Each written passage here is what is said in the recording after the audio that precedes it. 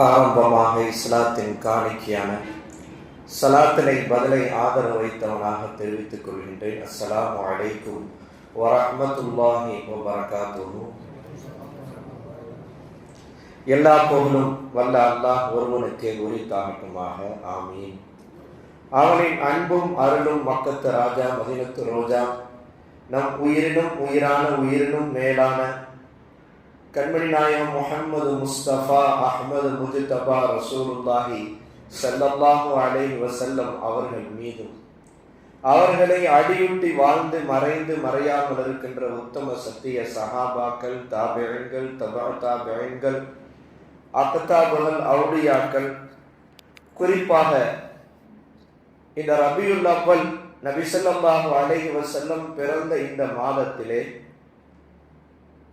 12 நாட்களும் தொடர் பயான்களை ஐயம்பேட்டை சார்ந்த அனைத்து ஜமாத்தினர்களும் ஒவ்வொரு நாளும் ஒவ்வொரு பள்ளிவாசலிலே ஏற்பாடு செய்து, அதற்காக ஒரு பேச்சாளரை ஏற்பாடு செய்து, மக்களுக்கு கண்மணி நாயகம் ஸல்லல்லாஹு அலைஹி வஸல்லத்தினுடைய வாழ்க்கை வரலாறும் அவர்களுடைய தியாகமும் அவர்களுடைய கண்ணியமும் நம்மோடு நின்று விடாமல் அடுத்து வரக்கூடிய நம்முடைய சந்ததிகளுக்கும் போய் சேர வேண்டும்.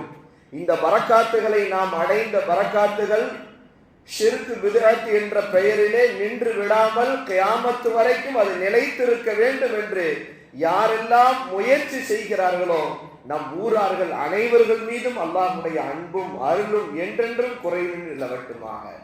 அல்லாஹ் நம் ஊரின் மீது செய்திருக்கிற எல்லா விதமான பரக்கத்திலே அல்லாஹ் அபிவிருத்தியை தந்தருள் புரிவானாக. பொதுவாக பயான் முடிச்ச பிறகுதான் சால்வை போத்துறது வழக்கம். நபி ஸல்லல்லாஹு அலைஹி வஸல்லத்தை பத்தி பேச வர்றதுனாலயோ என்னமோ தெரியல, பயானுக்கு முன்னாடி நமக்கு சால்வை போடப்பட்டிருக்கிறது.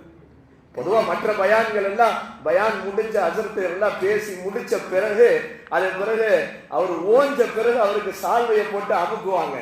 ஆனால் நீங்கள் வந்திருப்பது தொலைதூரத்திலிருந்து, கம்பத்திலிருந்து வருகை தந்திருக்கிற 8 மணி நேரம் 9 மணி நேரம் நீங்கள் நபி ஸல்லல்லாஹு அலைஹி வஸல்லத்தை பற்றி பேசுவதற்காக இவ்வளவு தூரம் நீங்கள் எங்கள் ஊருக்கு வந்திருக்கிறீர்கள். எனவே நீங்கள் பேசுவது அப்போது இருக்கட்டும், அதற்கு முன்னால் உங்களை சால்வைப்படுத்தி கண்ணியப்படுத்தி நபியை கண்ணியப்படுத்தி விடுகிறேன் என்றதை போன்று எனக்கு தோன்றியது. இன்றைக்கு நாம் பேச எனக்கு கொடுக்கப்பட்டிருக்கிற தலைப்பு நபி ஸல்லல்லாஹு அலைஹி வஸல்லத்தினுடைய குழந்தை பருவம். நபியினுடைய வாழ்க்கை வரலாறை ஒவ்வொன்றையும் படித்தால், அதை சிந்தித்தால், அல்லாஹ் நபியை எப்படியெல்லாம் கட்டமைத்து நமக்கு ஒரு அற்புதமான நபியை கொடுத்திருக்கிறான் என்று நாம் நினைக்கிற போதே நம்முடைய நெஞ்சங்கள் எல்லாம் அப்படி பூரிக்கிறது, நம்முடைய உடல் எல்லாம் அப்படி மெய் சிலிர்க்கிறது. பிஅக்ரமிர் ருசுலி குன்னா அக்ரமல் உமம். இமாம் பூசரி சொன்னார்கள், உம்மத்துகள் 1000 இருந்தது. மூசா நபியின் உம்மத், ஈசா நபியின் உம்மத், நூஹ் நபியின் உம்மத், இப்படி அல்லாஹ் எத்தனையோ சமுதாயத்தை இந்த உலகத்திற்கு அனுப்பி இருந்தாலும் நாம் எல்லாம் சங்கைக்குரிய சமுதாயம், நாம் எல்லாம் சங்கைக்குரிய சமுதாயம்.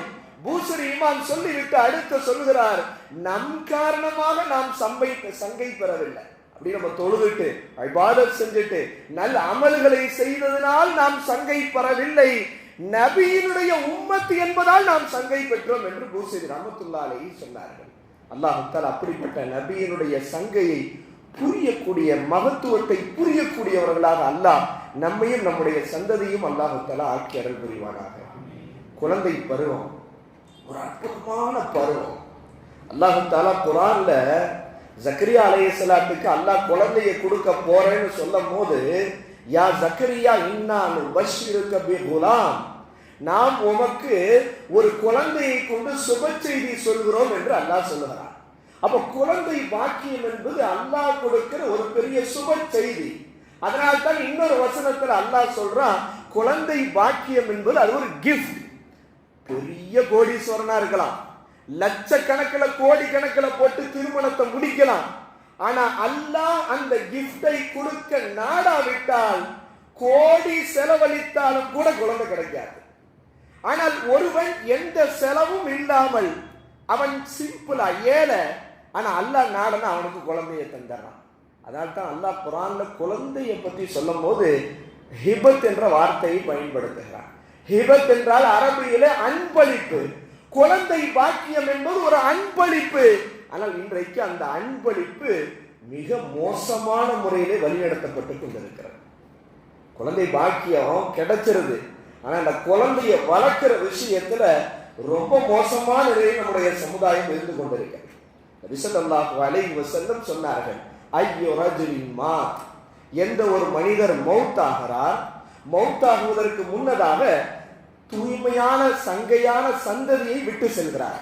அவர் மௌத்தாகும் போது அவங்க பிள்ளைகளை சாலிகானவர்களாக விட்டு செல்கிறார். அவர் மௌத்தாய் கபருக்கு போன பிறகும் கூட அவர் சந்ததிகள் செய்யக்கூடிய சாலிகான நல் அமல்களுடைய பங்கு மௌத்தான அவர் கபருக்கு போய்கொண்டே இருக்கும். அல்லாஹ் தஆலா அப்படிப்பட்ட சாலிகான சந்ததிகளை விட்டு செல்லக்கூடியவர்களா அல்லாஹ் நம்மை ஆக்குவானாக. குழந்தை பாக்கியம் பாருங்க, அந்த குழந்தை அல்லாஹ் எவ்வளவு பெரிய கிஃப்ட். நம்ம மௌத்தா போன பிறகும் அவங்க செய்யக்கூடிய நல் அமல்கள் நம்ம கபருக்கு வந்துகிட்டே இருக்கும், மறுமைக்கு வந்து கொண்டே இருக்கும் என்று நபி ஸல்லல்லாஹு அலைஹி வஸல்லம் சொன்னாங்க. உம்மு சுலைம் என்கிற ஒரு சஹாபி பெண் நபி அவங்கள்ட்ட சொன்னாங்க, யா ரசூலல்லாஹ், காதிமுக்க அனஸ், என் மக அனஸ உங்களுக்கு பணிவிடை செய்யக்கூடியவராக நீங்கள் வைத்துக் கொள்ளுங்கள் என்றார்கள். சொல்லிட்டு சொன்னாங்க, என் மக அனஸுக்கு நீங்க துவா செய்யுங்க யா ரசூலல்லாஹ். என்ன சொன்னாங்க? துவா செய்யுங்க. நபி என்ன துவா செஞ்சாங்க தெரியுமா? அனஸுக்கு, அல்லாஹும்ம அக்ஸிர் மாலஹு வ வலதஹு, யா அல்லாஹ் அவருக்கு செல்வத்திலும் பரக்கத் செய், குழந்தை செல்வத்திலும் பரக்கத் செய்து துவா செஞ்சாங்க. துவா செய்யணும் அவங்க தாயார் மொட்டையா சொன்னாங்க, ஆனா நபி அவங்களுக்கு செஞ்ச துவா குழந்தையினுடைய அதிகத்திற்காக துவா செஞ்சாங்க, செல்வ அதிகரிப்புக்காக துவா செஞ்சாங்கண்டா குழந்தை பாக்கியம் என்பது எவ்வளவு முக்கியமான விஷயம் என்பதை இந்த இடத்துல நாம யோசிக்க வேண்டும். இன்னைக்கு அதுல ரொம்ப கைசேதமாக இருக்கிறோம். குல்லு மௌலூதின் யூலது அலல் ஃபித்ரா, ஒவ்வொரு குழந்தையும் இஸ்லாத்தின் மீது தான் பிறக்கிறது. அது பிறக்கிற போது யார் குழந்தையா இருக்கட்டும், யார் வயிற்றுல பிறக்கிறதா இருக்கட்டும், நபி சொன்னாங்க அது இஸ்லாத்தின் மீது தான் பிறக்கிறது. அவருடைய தாய் தந்தையில் தான் யஹூதியாவும் நஸ்ரானியாவும் ஆக்குகிறார்கள் என்று நபி ஸல்லல்லாஹு அலைஹி வஸல்லம் சொன்னாங்க. அப்போ குழந்தை பாக்கியம் என்பது அவ்வளவு முக்கியமான பருவமாக இருந்தும் கூட இன்றைக்கு நாம் குழந்தையினுடைய வளர்ப்பு விஷயத்தில் மிக அசட்டையாக இருக்கிறோம். கை மீறி போன பிறகு அதற்கு பிறகு என் பிள்ளையை நேர்வழிப்படுத்த வேண்டும் என்று தலைகீழ நின்று குட்டிக்காரன் அடித்தாலும் செய்ய முடியாது, ஒண்ணுமே செய்ய முடியாது. மதரசாக்களை நாங்கள் நடத்துகிறோம். இன்றைக்கு அரபு கல்லூரிகளை நடத்துகிற ஈர்கல்வி திட்டம் நடத்துகிற மதரசாக்கள் எல்லாம் பெரிய சவால். வந்து பிள்ளை எப்படியாவது நம்மகிட்ட கொண்டு வந்து ஒப்படைச்சிட்டு எதுவுமே சொல்லாம சத்தமே இல்லாம அப்படியே கொடுத்துட்டு போயிடுவாங்க. ஒப்படைச்சிட்டு போன பிறகு அடுத்த நாள் தான் தெரியும் யாருன்னு. இவனுடைய பின்னணி என்ன, இவனுடைய வரலாறு என்னன்னு தெரிஞ்சா நமக்கு அதிர்ச்சியா இருக்கு. அதுக்கு பிறகு பேரண்ட்ஸ்ட ஃபோன் பண்ணி, என்ன இப்படி எதுவுமே சொல்லலையே, சொன்னா நீங்க தான் சேர்த்துக்க மாட்டீங்கல்ல, நீங்க தான் சொன்னா சேர்த்துக்க மாட்டீங்கல்ல, அதனாலதான் உஸ்தாத் உங்கள்கிட்ட வந்தா எப்படியாவது ஹிதாயத்துல கொண்டு வந்துருவீங்கன்னு கொண்டு வந்து விட்டுட்டோம் அப்படின்றா. எனக்கு சொல்ல வருகிறோம் என்றால் குழந்தை பருவம் என்பது மிக முக்கியமான பருவம். அல்லாஹ் நபியினுடைய குழந்தை பருவத்தை அல்லாஹ் கையில் எடுத்துக் கொண்டான். அல்லாஹ் கையில் எடுத்துக் கொண்டான். ஓ வஜதக வால்லன் ஃபஹதா, அல்லாஹ் அலம் யஜிதுக யதீமன் ஃபஹதா ஃபஆவா, அலம் யஜிதுக யதீமன் ஃபஆவா. அல்லாஹ் வல்லஹ சூராவிலே நபியை பார்த்து சொல்லுகிறான், நபியே உம்மை அனாதையாக நாம் கண்டோம், உம்மை அனாதையாக கண்டோம், நாம் உமக்கு அடைக்கலம் அடைத்தோம், கொடுத்தோம். அடைக்கலம் நான் கொடுத்தேன். அல்லாஹ் நபிய குழந்தை பருவத்தில் அல்லாஹ் யத்தீமாக்கிட்டான். நபி பிறக்கிறதுக்கு முன்னாடி அவருடைய தந்தை மரணித்து விட்டார்கள். தாய் 6 வயதாக இருக்கிற போது வஃபாத்தாகி விட்டார்கள். யத்தீமாக அல்லாஹ் அனாதையாக நபியை அல்லாஹ் வளரச் செய்கின்றான். ஏன் அல்லாஹ் உலகத்தின் தலைவராக அல்லாஹ் பரிணமிக்க செய்கின்ற கண்மணி நாயகம் ஸல்லல்லாஹு அலைஹி வஸல்லத்தை அல்லாஹ் ஏன் யத்தீமாக ஆக்கினான்? நம்ம ஊர்ல அனாதையாக அனாதை பையங்க நம்ம சொல்லுவோம்ல, கொஞ்சம் கர்வம் வந்துட்டா, கொஞ்சம் அப்படியே செல்வத்தினுடைய செருக்கு வந்து விட்டால் ஒருத்தர் அனாதையா இருந்தா ஒரு இலக்காரமா பார்ப்போம். அவன்லாம் அனாதை பையங்க, அவனுக்குலாம் யார் இருக்காங்க அப்படின்னுவோம். ஆனா நபி அல்லாஹ் அனாதையா தான் படைச்சிருக்கிறான். அனாதையாகத்தான் இந்த உலகத்திற்கு அல்லாஹ் கொடுத்திருக்கிறான். அதற்கு காரணத்தை விரிவுரையாளர்கள் ஏன் எழுதுறாங்க? ஏன் நபி அல்லாஹ் அனாதையாக்கணும்? ஏன் அந்த தாய் தந்தை உயிரோட வச்சிருக்க வேண்டியதானே? அவங்க மூலியமா வளர்ச்சி செய்திருக்க வேண்டியதானே? ஏன் அல்லாஹ் நபியை அனாதையாக அல்லாஹ் குழந்தை பருவத்திலேயே ஆக்கினான் என்பதற்கு பல காரணங்கள் சொல்றாங்க. அதுல முதலாவது காரணம், அல்லாவே நபியை வளர்த்தான். என்ன வளர்த்தான்? அத்தாம்மா இருந்தா அவங்க வளர்ப்பாயிரும்ல. அல்லாஹ்வுடைய நேரடி வளர்ப்புல நபி ஸல்லல்லாஹு அலைஹி வஸல்லம் வளரச் செய்வதற்காக அல்லாஹ் நபியை யதீமாக ஆக்கினான். நபியினுடைய வாழ்க்கை முழுக்க அல்லாஹ் நேரடியாக நபியை வளரச் செய்தான். தாயின் துணை இல்லாமல், தந்தையின் துணை இல்லாமல் இந்த உலகத்தையே ஆளப் போகிற 1400 வருடங்களுக்கு பின்னால் கோடிக்கணக்கான மக்கள் பின்பற்ற தகுந்த ஒரு தலைவரை உருவாக்குவதற்கு அல்லாஹ் நபியை யதீமாக்கி அனாதையாக்கி நானே வளர்க்கிறேன் என்று வளர்த்து காட்டினார் என்று விரிவுரையில் எழுதுகிறார்கள். சுப்ஹானல்லாஹ்.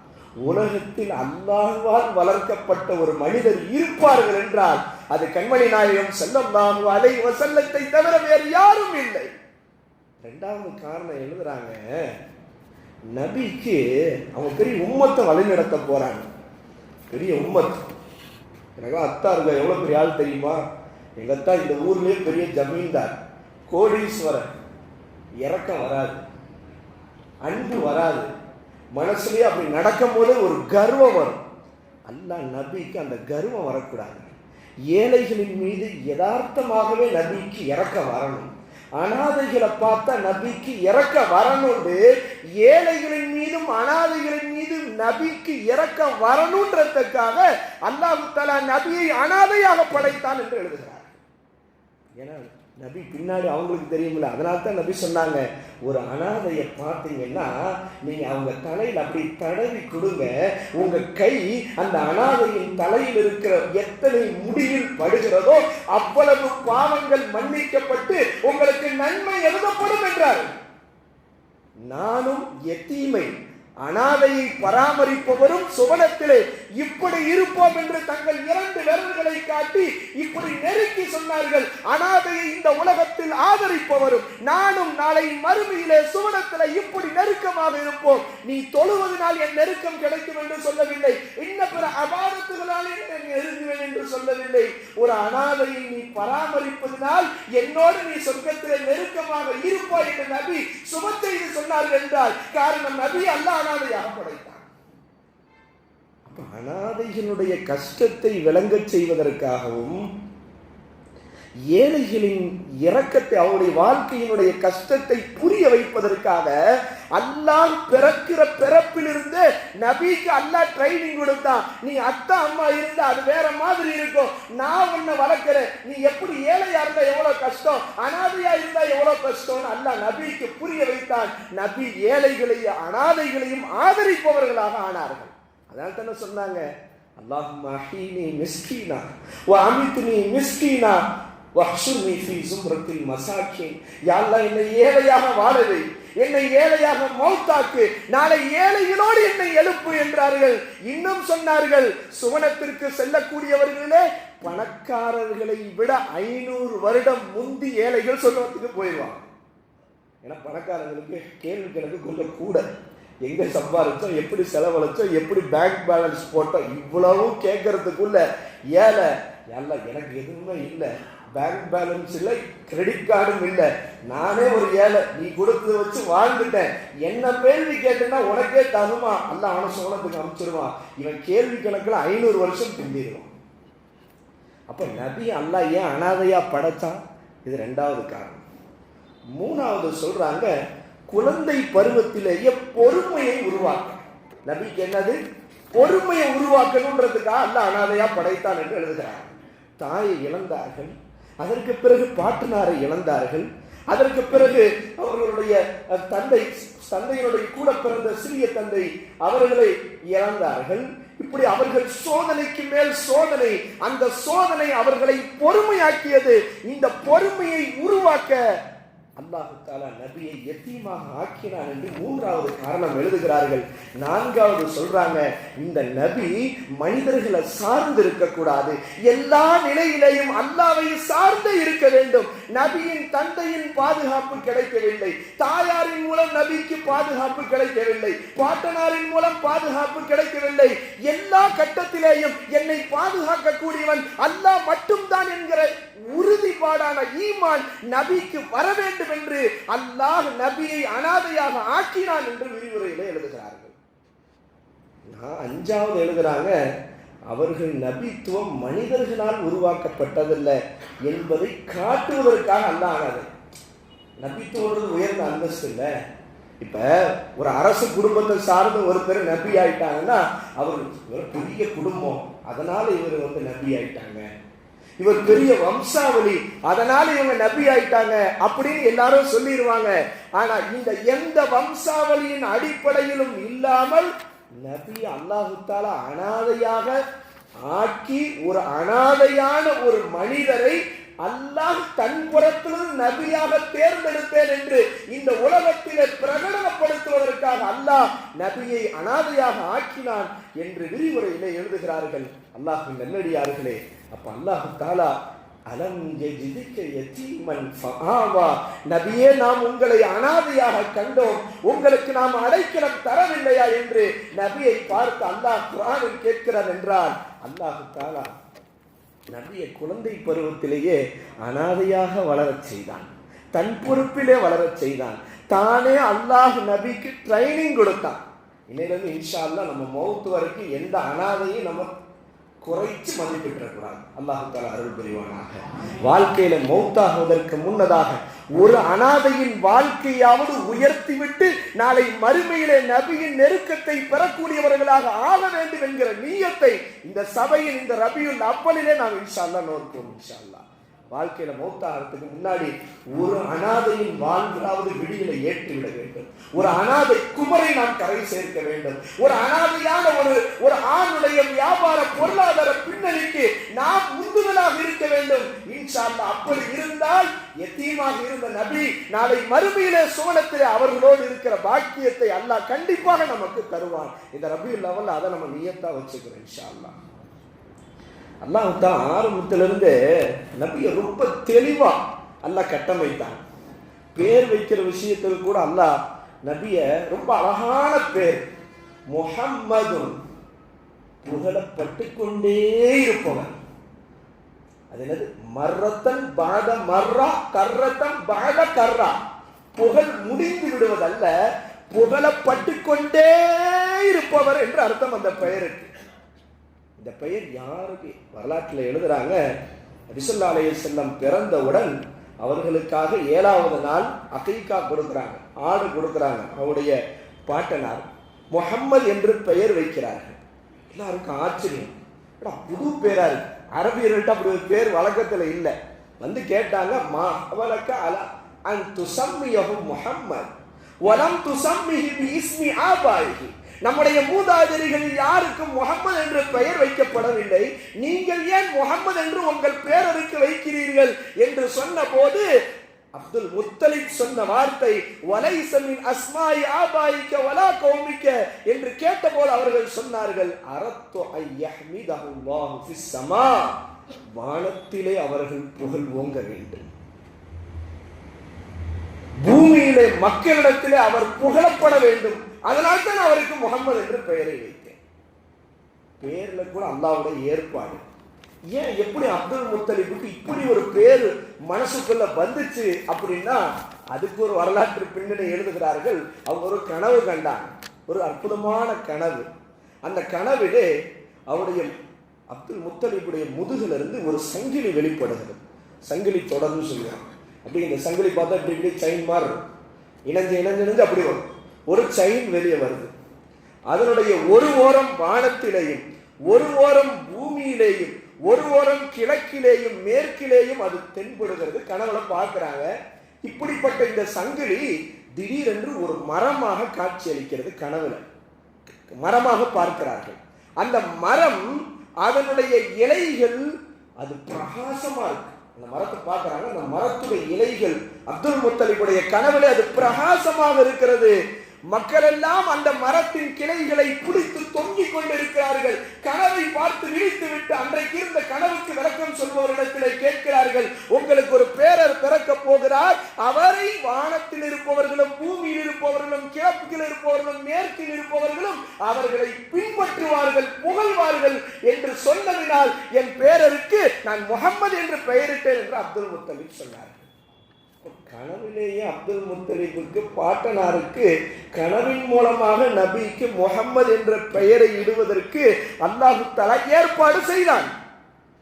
அற்புதமான பெயர் முஹம்மது என்கிற பெயரை பற்றி எல்லாம் சில சீரத்து கிதாபுகள் ரொம்ப சிறப்பா சொல்றாங்க. மன் உலிதலஹு மௌலூதுன் வ சம்மாஹு முஹம்மதா, எவருக்கு ஒரு குழந்தை பிறந்து அந்த குழந்தைக்கு நான் நபி பேரை தான் வைப்பேன், அந்த பெயரின் மூலமாக அந்த குழந்தைக்கு பரக்கத்து வர வேண்டும், அந்த பெயரை நான் அதை கேட்கிற போதெல்லாம் நபியின் மீது நான் ஸலவாத் ஓத வேண்டும், நபியை நினைத்து பார்க்க வேண்டும் என்று யார் தன் பிள்ளைக்கு அந்த பெயரை வைக்கிறாரோ அவரும் அவரை பெயர் வைத்தவரும் சுவனத்திலே இருப்பார் என்றெல்லாம் கிதாபுகளில் எழுதப்படுவதை பார்க்கிறோம். அதனால் தான் முன்னோர்கள் நிறைய இமாம்களுடைய பெயர் முஹம்மதாக இருந்தது. ஆனால் அதுலேயும் ரொம்ப பேணுதலாக இருந்தாங்க. முகம்மது என்ற பெயருடையவரை ஒழு செய்யாமல் கூப்பிட மாட்டாங்க. ஒழு இல்லாமல் அவரை பார்த்து முகம்மது கூப்பிட்டா நபியினுடைய பெயரை ஒழு இல்லாமல் சொன்ன அதவு குறைச்சல் ஆயிரும்ன்றதுனால முகம்மது என்கிற பெயரை உடையவரை ஒழு இல்லாமல் அழைக்க கூடாது என்றெல்லாம் பேணுதல் மிக்கவர்களாக பெயர் விஷயத்திலே இருந்தார்கள். இன்னைக்கு நம்ம பேரை பார்த்து அல்லாஹ் அக்பர் வாயிலேயே நுழைய மாட்டேங்குது. அஜர்த்தை போட்டு பாடாப்படுத்துறாங்க. நெட்டில் முன்னாடியாவது கூகுள் அவுளியாட்ட கேட்பாங்க, கூகுள் அவுளியா எனக்கு என் பேரன் பிறந்திருக்காரு, பேத்தி பிறந்திருக்கு, ஒரு நல்ல பேரை சொல்லு. இன்னைக்கெல்லாம் சாட் ஜிபிடியில் கேட்டுடுறாங்க. சாட் ஜிபிடியில் குழந்தை பேரை ஃபோட்டோவே போட்டுடுறாங்க. சாட் ஜிபிடி இதுதான் எனக்கு பேரனாக பிறந்திருக்கிற குழந்தையின் ஃபோட்டோ, ஒரு அழகான இந்த முகத்தை பார்த்து சாட் ஜிபிடியில என் குழந்தையினுடைய இந்த முகத்தை பார்த்து அழகான பெயர் சொல்லு பார்க்கலாம் அப்படின்னு கேட்குறாப்புல. சொன்னா டபுக்குன்னு அது ஒரு 10 பேரை போடுது. நேரம் அசரத்துன்னு வந்தார். அசர் இந்த பேர் என்ன அர்த்தம்னு கேட்கிறார். வாயிலே நுழையல, அந்த பேருக்கு என்ன அர்த்தம்னு தெரியல. இல்லை இது என்ன வித்தியாசமா இருக்குது பேருக்கு, இது சர்ஃப்லே வரமாட்டுது, இதுக்கு வசனே கண்டுபிடிக்க முடியல, அர்த்தம் இது இருக்கிற மாதிரி தெரியல. அசரத் உங்களுக்கு நாலேஜ் இல்லை அசரத், போங்க அசரத் உங்களுக்கு ஒண்ணுமே தெரியல, நான் அந்த அசரத்துட்டு கேட்கிறேன்ட்டு இப்படி அசரத்து கூகுள்ல பேரை தேடி அசரத்துட்ட ஒவ்வொரு அசரத்துக்கா நாலேஜ் இல்லை, அவங்களுக்கு அறிவு இல்லை, அவங்களுக்கு ஒண்ணுமே தெரியலன்ற மாதிரி இன்னைக்கு இருக்கிற மக்களின் மனநிலை மாறிவிட்டது. ஆனால் நபி சொன்னாங்க பெயரிலுக்கு ஒரு அசர் இருக்கிறது. நம்ம எந்த பேரை நியத்து வைக்காமோ இன்ஷா அல்லாஹ் அந்த பெயர் அவன் வாழ்க்கையில் ஒரு மாற்றத்தை ஏற்படுத்தும். அஹப்புல் அஸ்மா இலல்லாஹி அப்துல்லாஹ் அப்துர் ரஹ்மான் என்றார்கள். அல்லாஹ்வுக்கு பிடித்த பெயர்களே மிக பிடித்த பெயர் அப்துல்லா அப்துர் ரஹ்மான். நீங்க பத்ர் சஹாபாக்களுடைய பெயர்கள் இந்த வருஷத்துக்கு ஒரு தடவை பத்ரியின் பேரை நீங்க பாருங்க, அப்துல்லான்னு மட்டுமே ஏகப்பட்ட பேர் இருப்பாங்க. அப்துல்லான்ற பெயர்லயே 100 பேர் இருப்பாங்க. அவங்க அத்தா பேரை வச்சா இது எங்க அப்துல்லான்னு கண்டுபிடிக்க முடியும். இப்படி எல்லாம் இருந்தார்கள். அப்துர் ரஹ்மான், அப்துல்லா. இந்த அப்துல் ரஹ்மான் முன்னாடி ஒரு உஸ்தாத் உட்கார்ந்து இருக்கிறாங்க, அப்துல் ரஹ்மான் உஸ்தாத். அப்ப அல்லாஹ்வுக்கு பிடித்தமான பெயர்களிலே அப்துல்லா அப்துர் ரஹ்மான். சஹாபாக்களின் பெயர்கள், நபிமார்களின் பெயர்கள், கண்மணி நாயகம் ஸல்லல்லாஹு அலைஹி வஸல்லத்துடைய பெயர்கள் எல்லாம் தாண்டி இன்னைக்கு அத்தா பேர் 7 ஆரம்பிக்குது, மனைவி பேர் 7, புள்ள பேர் 7 ஆரம்பிக்குது. அந்த மாதிரி ஒரு பேரை சொல்லுகின்றாங்க. இந்த மாதிரிலாம் என்னது குதர்க்கமான பெயர்களை வைக்கிற போது நம்ம பிள்ளையும் குதர்க்கமா வளர்றதுக்கு வாய்ப்பு இருக்கு. அல்லாஹ் பாதுகாப்பானாக. பெயர் அல்லாஹ் அதனால்தான் அப்துல் முத்தலிபின் மூலமாக நபிக்கு ஒரு அழகான பெயரை செலக்ட் பண்ணா. உலகத்தில் அப்படி ஒரு பெயர் முன்னாலும் வைக்கப்படவில்லை, இனி பின்னாலும் அது யாருக்கு வைக்கப்பட்டாலும் அப்படிப்பட்ட ஒரு புகழுக்குரிய ஒரு வாழ்க்கை யாராலும் வாழ முடியாது.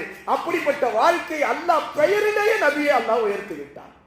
நிறைய பேர் இருந்துச்சு நபி ஸல்லல்லாஹு அலைஹி வஸல்லத்திற்கு ஹதீஸ்ல ரசூலுல்லாஹே சொன்னாங்க, லீ ஹம்ஸத்து அஸ்மா, எனக்கு 5 பெயர்கள் இருந்தது. ஆனா முஹம்மத், நான் புகழப்பட்டு கொண்டே இருப்பவன். அஹ்மத், நான் அதிகம் புகழக்கூடியவன். உலகத்தில் அல்லாஹ்வை அதிகம் புகழ்ந்தவன் நான் தான். அஹ்மத் என்றால் அப்படி. அதான் நம்ம முன்னோர் என்ன செஞ்சாங்க, முன்னாடி முகமது சேரு அல்லது பின்னாடி அகமது சேரு, நீ என்ன பேரை வேணா வச்சுக்கோ, முன்னாடி முகமது சேரு அப்படி சேர்க்க முடியல, சூட் ஆகலன்னா பின்னாடி அகமது சேரு. முகம்மதும் அகமதும் சேராத ஒரு பெயரை எங்கள் பிள்ளைக்கு வைக்க மாட்டோம் என்று காலம் இருந்தது, இன்றைக்கும் இருக்கிறதை நாம் பார்க்கிறோம். மூணாவது நபி சொன்னாங்க, எனக்கு ஒரு மூணாவது ஒரு பெயர் இருக்கு, அனல் மாஹி, நான் அழிக்கக்கூடியவன், எண்ணத்தை அழிப்பவன். அல்லாஹ் என்னை கொண்டுதான் குஃபுர் என்கிற இறை நிராகரிப்பை, இணை வைப்பை அல்லாஹ் அழித்தான், எனவே நான் அழிக்கக்கூடியவன், மாஹி என்றார்கள் நபி அவங்க. அடுத்து சொன்னாங்க அனல் ஹாஷிர், என்ன பேரு? ஹாஷிர். நாளை எல்லா நபிமார்களும் மக்கள் அனைவரும் என் பின்னால் தான் எழுப்பப்படுவார்கள் மஹ்ஷரிலே, நான் தான் அவர்களுக்கு வழிநடத்துகிற தலைவனாக இருப்பேன் என்றார் நபி. சொன்னாங்க அனல் ஆக்கிப், நான் தான் கடைசி, எனக்கு பிறகு எந்த நபியும் கிடையாது.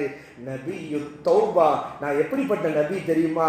முன்னாடி இருக்கிற நபிமார்கள் எல்லாம் தன் உம்மத்தினர்கள் அத்துடையம் செய்கிற போது, துன்புறுத்துகிற போது, ஒரு கட்டத்தில் அவர்களின் துன்பங்களும் துயரங்களும் கஷ்டங்களும் அதிகமான போது அந்த நபி அந்த உம்மத்திற்கு எதிராக துவா செய்தார்கள். நூஹ் நபி துவா செஞ்சாங்க, யா அல்லாஹ் இந்த பூமியின் மேலே ஒருவனை கூட நீ விட்டு வைத்து விடாதே என்று துவா செய்தார்கள். அல்லாஹ் வெள்ள பிரளயத்தை கொண்டு நூஹ் நபியின் உம்மத்தை அழித்தான். இப்படி ஒவ்வொரு உம்மத்தினர்களும் அந்த உம்மத்தினரின் அழிச்சாட்டியத்தால், அந்த நபி செய்த துஆவினால் அந்த உம்மத்து சமுதாயம் அழிக்கப்பட்டது. ஆனால் நம் நபி கண்மணி நாயகம் ஸல்லல்லாஹு அலைஹி வஸல்லம் என்ன துஆ செய்தார்கள் தெரியுமா?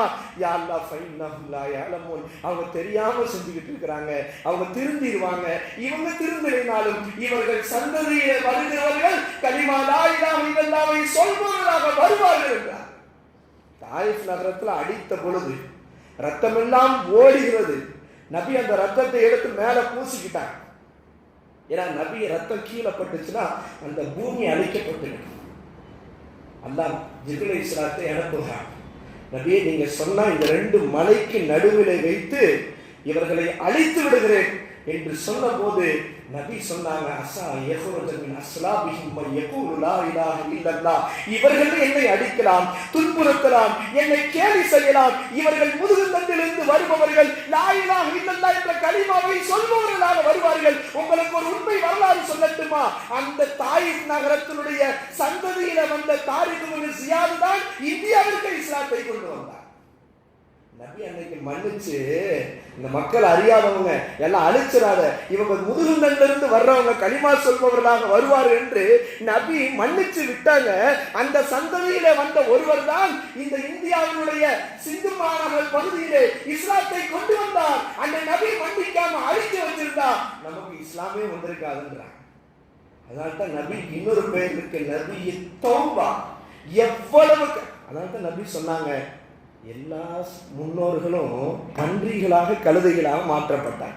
பனு இஸ்ரேல்கள் அந்த ஒரு தவறு செஞ்சாங்க, சனிக்கிழமை மீன் பிடிக்க கூடாதுன்ற விஷயத்துல அவங்க மீறினப்ப, ஒரு குடும்பத்தில் ஒருத்தன் பன்றியா மாறி ஒருத்தன் குரங்கா மாறினா எப்படி நம்மளால ஏத்துக்க முடியும்? திடீர்னு நம்ம கூட இருக்கிறவர் தம்பி பன்றியா மாறி நிற்கிறாரு, நம்மளால அவரோட வாழ முடியுமா? குரங்கா மாறி இருக்கிறார், வாழ முடியுமா? ஆனா நபி நமக்காக துஆ செஞ்சாங்க, என் உம்மத்திலே யாரும் உருமாற்றம் செய்யப்படக்கூடாது. சுப்ஹானல்லாஹ். என் உம்மத்தினர்கள் யாரும் பூமி பிளந்து அவர்கள் உள்ளே மூழ்கடிக்கப்பட்டு இறக்கக்கூடாது என்று நபி நமக்காக துஆ செஞ்சாங்க. இன்னைக்கு நாம பாதுகாப்பா இருக்கிறோம். அதான் நபிக்கு இன்னொரு பேரை சொன்னாங்க, நபியுர் ரஹ்மா. ரஹ்மத்தே அங்கதான். நபியுர் ரஹ்மா, ரஹ்மத்துடைய நபி என்று நபி ஸல்லல்லாஹு அலைஹி வஸல்லத்திற்கு ஏகப்பட்ட பெயர்கள் இருந்தாலும் அல்லாஹ் முஹம்மது என்கிற பெயரை அப்துல் முத்தலிபின் மூலமாக உலகத்தில் அற்புதமான பெயர், கியாமத் வரைக்கும் புகழப்படுகின்ற பெயரை அல்லாஹ் நபிக்கு அல்லாஹ் வைத்தார். அல்லாஹ் தஆலா அடுத்து பால்குடி விஷயத்துல அழகான ஏற்பாடு அல்லாஹ் செய்தாங்க.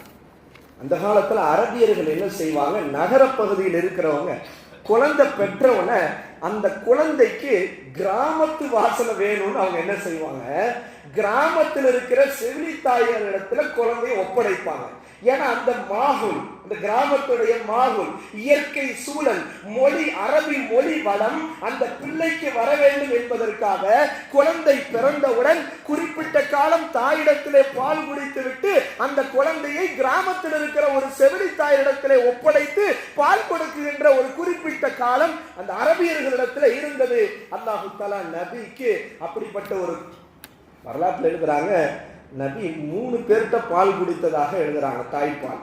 அபுல் அஹமின் அடிமை பெண்ணான சுவைபா அவர்களிடத்துல முதல்ல பிறந்தோன கொஞ்ச நாள் பால் குடியில இருக்கிறாங்க. அதற்கு பிறகு பனு சாது கிளையை சார்ந்த ஒரு பெண்ணிடத்துல ஒரு நாள் பால் குடிக்கிறாங்க. ஹம்சா ரலியல்லாஹு ரசூலுல்லாஹ்வுடைய சிறிய தந்தை ஹம்சாவும் நபியும் ஒரே பெண்மணிட்ட பால் குடித்ததால் அவர்கள் ஒரு வகையிலே சிறிய தந்தையானாலும் இன்னொரு வகையிலே பால்குடி சகோதரர். மூன்றாவது அந்த பெரும் பாக்கியம், நபிக்கு தன் பாலை கொடுக்கிற பாக்கியத்தை அல்லாஹ் இந்த உலகத்திலே ஏழையான வறுமையான ஹலீமா அம்மையாருக்கு அல்லாஹ் தந்தார்.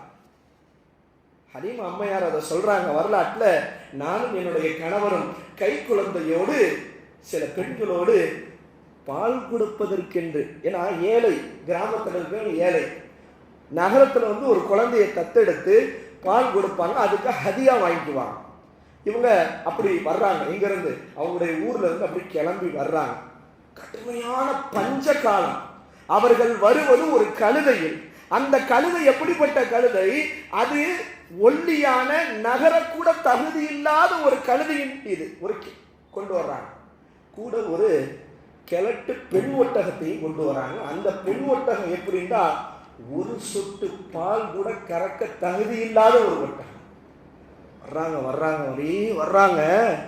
கூட வந்த எல்லா பெண்களும் மக்காவிற்கு வந்து தங்களுக்கான பணக்கார வீட்டிலே குழந்தைகளை தேர்ந்தெடுத்துக் கொண்டார்கள். ஹதியாவை பேசிவிட்டார்கள். இவர்கள் கிளட்டு அந்த கழுதையிலே மெதுவா வர்றாங்க. எல்லாரும் எந்த குழந்தையும் கிடைக்கல.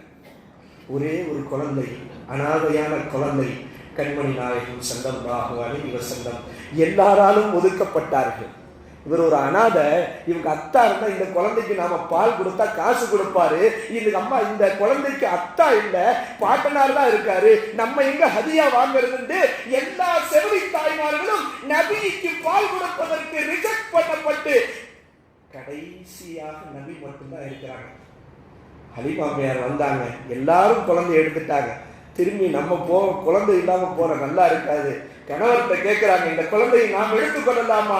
கணவரின் அனுமதியோடு அந்த அப்துல் முத்தலிபிடத்திலே பேசி யதீமான அனாதையான முஹம்மது நபி ஸல்லல்லாஹு அலைஹி வஸல்லத்தை அந்த குழந்தையை அப்படியே கையில எடுத்து தன் மார்புக்கு அருகிலே கொண்டு வருகிறார்கள்.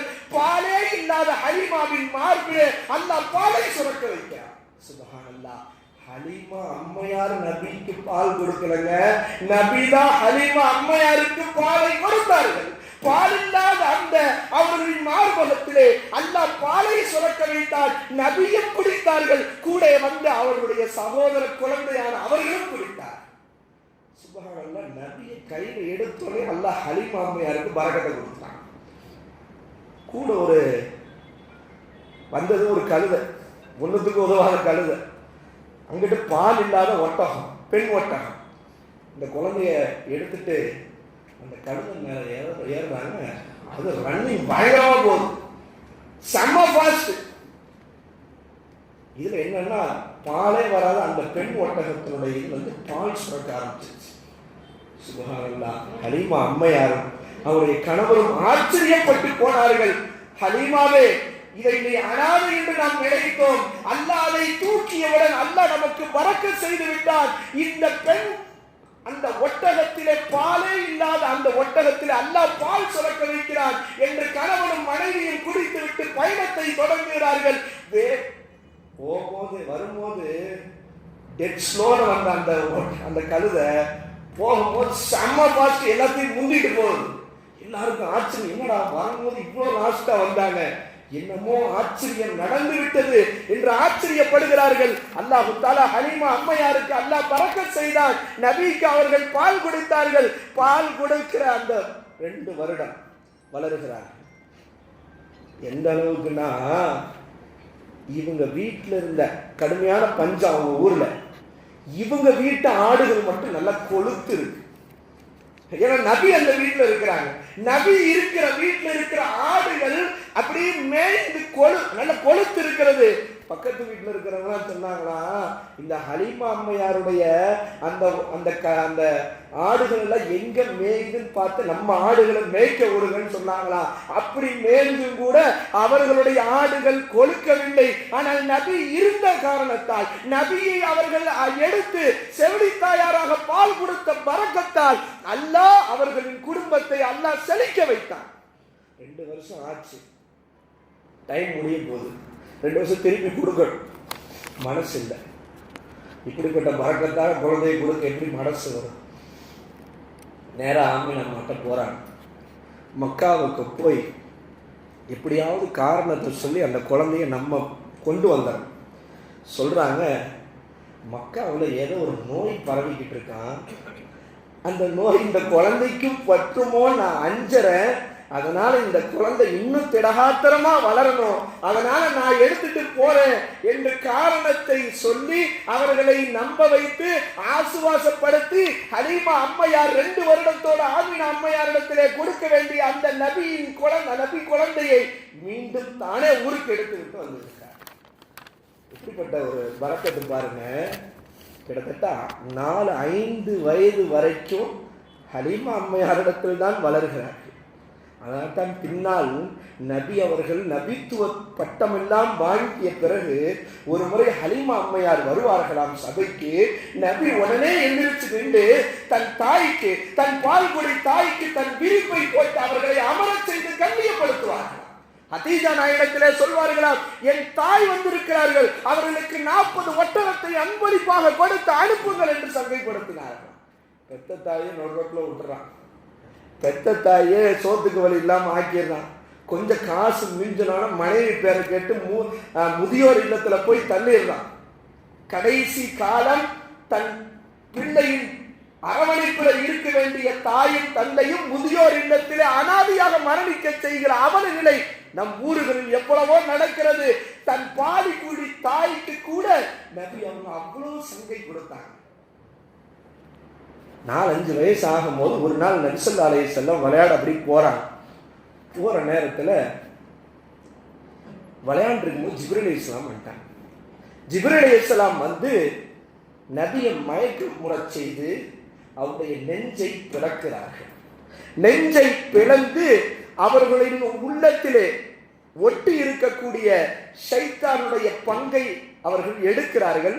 ஒரு தங்க தட்டிலே அவருடைய இதயத்தை ஜம்சம் நீரால் கழுவுகிறார்கள்.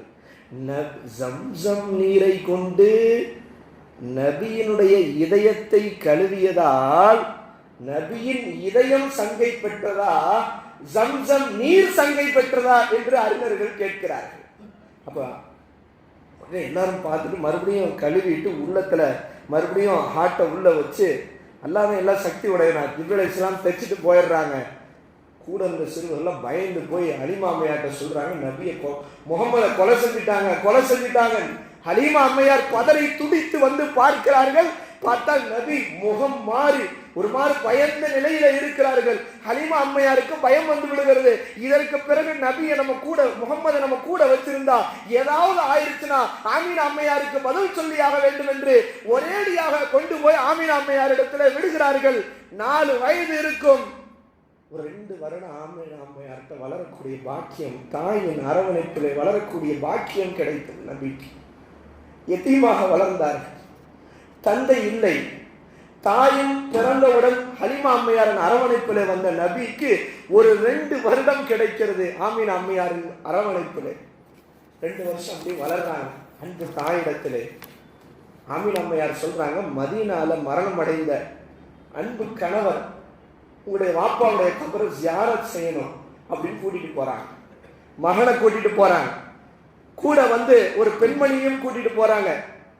போயிட்டே இருக்கிறாங்க. ஒரு 500 கிலோமீட்டர், மக்காவிலிருந்து 500 கிலோமீட்டர் மதீனாவுக்கு புறப்படுகிறார்கள். போகிற வழியிலே தன் கணவரின் கபரையும் ஜியாரத் செய்துவிட்டு அப்படியே போய் அங்கு 1 மாதம் தங்குகிறார்கள். தங்கிவிட்டு திரும்பி வருகிறார்கள். வருகிற போது மக்காவுக்கும் மதீனாவுக்கும் இடையிலே அபுவா என்கிற இடத்திலே தன் அன்பு தாய் மரணம் அடைகிறார்கள். 4 வயசு 6 வயசு தான், 5 வயசு 6 வயசு பயணம் செய்த அந்த பயணத்தின் இடையிலே தன் தாயின் இழப்பு எப்படி நபிக்கு இருந்திருக்கும். பின்னால் நபி ஸல்லல்லாஹு அலைஹி வஸல்லம் நபியாக ஆன போது சஹாபாக்களோட அந்த இடத்துக்கு போறாங்க. எந்த இடத்துக்கு? அந்த அபுவான்ற இடத்துக்கு. வாய்ப்பு இருந்தால் உம்ரா போவர்கள் ஜியாரத் செய்ய வேண்டும். போறாங்க. சஹாபாக்கள்லாம் சுத்தி இருக்கிறாங்க. எப்பயும் தைரியமா இருக்கிற நபி தானும் அழுதார்கள். அங்கிருந்த சஹாபாக்களையும் அழுக வைத்தார்கள். சொன்னாங்க, அல்லாஹ்ட்ட என் அம்மாவுக்காக பாவ மன்னிப்பு தேடுவதற்கு அனுமதி தந்தேன், கேட்டேன், அல்லாஹ் அனுமதிக்கவில்லை. ஜியாரத் செய்ய அல்லாஹ் அனுமதி தந்தான், எனவே நான் ஜியாரத் செய்தேன் என்று நபி சொன்னாங்க. அதுக்காக அல்லாஹ் பாவ மன்னிப்பு தேடுறதுக்கு அனுமதி தரலன்றதுனால அவங்களுடைய தாயார் இணை வைப்புல இருந்தாங்க, நவுது பில்லா நாம சொல்லிடக்கூடாது. சில அப்படிதான் சொல்லிக்கிட்டு இருக்காங்க. நபியோட அத்தா அம்மா அவங்க முஸ்லீம் கிடையாது, இணை வைப்புல இருந்தாங்க. அல்லாஹ் பாதுகாக்க வேண்டும். அந்த தடித்த நாவுகளால் அது போன்ற கருத்துக்களை நாம் சிந்தித்து விடவும் கூடாது, பேசிவிடவும் கூடாது. அல்லாஹ் குர்ஆனின் நபியை பார்த்து சொன்னான், தகல்லுமுக ஃபிஸ் சாஜிதீன், நபியே உங்களை சஜ்தா செய்பவர்களை நாம் புரட்டி வந்தோம் என்று அல்லாஹ் சொல்கிறான். அவங்க எல்லாம் நபி அனுப்பப்படாத ஃபித்ரத்துடைய காலத்துல வாழ்ந்தவங்க. ஃபித்ரத்துடைய காலம்னா ஈசா நபிக்கும் முகமது நபிக்கு இடையில எந்த நபியும் வரல.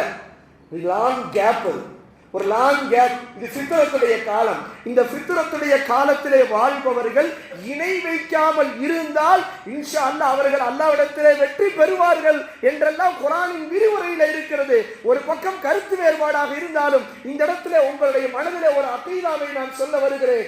நபியினுடைய தாய் தந்தர் விஷயத்திலே தவறான அபிப்பிராயத்தை கொண்டு நம் நாவுகளால் தவறாக பேசிவிடக்கூடாது. அது நபியை கஷ்டப்படுத்து. இன்னைக்கு அதெல்லாம் தெரியாம நான் என்ன வேணா படிப்பேன், என்ன வேணா எனக்கு தெரியும், ஆய்வு என்கிற பெயரில் தங்கள் நாவுகளால் எதை சொல்ல துணியக்கூடாதோ அப்படிப்பட்ட வார்த்தைகளை சொல்ல துணிந்து தங்கள் இன்மை மறுமையின் வாழ்க்கையை நாசமாக்கிக் கொள்கிறார்கள். எத்தனையோ பேர். அல்லாஹ் தஆலா பாதுகாப்பானாக. மரணம் அடைஞ்சிட்டாங்க, தாயும் மரணம் அடைந்து விட்டார்கள். அடுத்து அப்துல் முத்தலிபுடைய வளர்ப்பிலே வளர்க்கிறார். பாட்டினார் ரொம்ப அன்பா வளர்க்கிறாங்க. ஏன்னா பேர் வச்சது அவங்க தானே, பேர் வச்சது அவங்க தானே. அவங்க பெரிய அந்தஸ்து மிக்கவங்க. அப்துல் முத்தலிப் காபாவுக்கு பக்கத்துல அவங்களுக்குன்னு ஒரு விரிப்பு விரிக்கப்பட்டிருக்கும். அந்த விரிப்புல யாருமே உட்கார மாட்டாங்க, பிள்ளைங்க உட்கார மாட்டாங்க, அங்க இருக்கிற யாருமே உட்கார மாட்டாங்க. ஏன்னா அப்துல் முத்தலிப் ஒரு தலைவர். நபி குழந்தையா இருக்கும் போது 6-7 வயசு இருக்கிற போது அப்படியே காபத்துல்லாவுக்கு பக்கத்திலே தன் பாட்டனர் அப்துல் முத்தலிப் அமர்ந்த இடத்திலே உட்கார முனைகிற போது மற்றவர்கள் எல்லாம் தடுப்பார்கள். அப்துல் முத்தலிப் சொல்வார்கள், என் பேரருக்கு நீங்கள் தடுக்காதீர்கள், அவர் அந்த விரிப்பிலே உட்காரட்டும், அவருக்கு ஒரு அந்தஸ்து இருக்கிறது என்று சொல்வார். அவருக்கு ஒரு அந்தஸ்து இருக்கு, அங்க உட்கார வேண்டிய ஆள் தான் அவர் பின்னாடி, அதற்கான தகுதியான ஆள் தான் அவர்கள் என்று சொல்வார்கள் என்றெல்லாம் வரலாற்றிலே நிறைய செய்திகள் இருக்கிறது.